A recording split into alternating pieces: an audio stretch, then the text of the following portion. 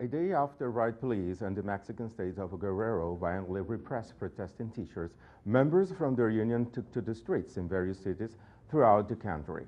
They declared that their right to protest will not be shut down. Our correspondent Clayton Kahn has more.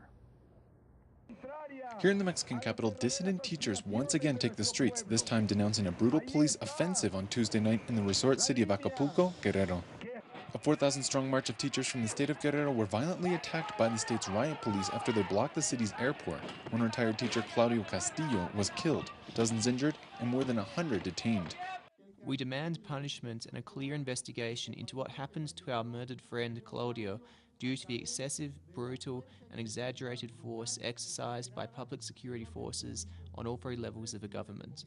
Repression, la movilización, ante la represión, la movilización. For over 2 years, the dissident teachers have been fighting against President Enrique Peña Nieto's education reform, calling it a measure to privatize public education and attack on labor rights. In the face of the violent repression, they say they will only radicalize their movement against the reform. To radicalize for us is not to confront riot police or affect third parties.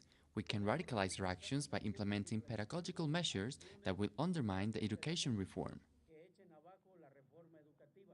Aside from their struggle against the education reform, the education workers in recent months have faced increased police repression for their protests demanding the return alive of the 43 disappeared Ayotzinapa students.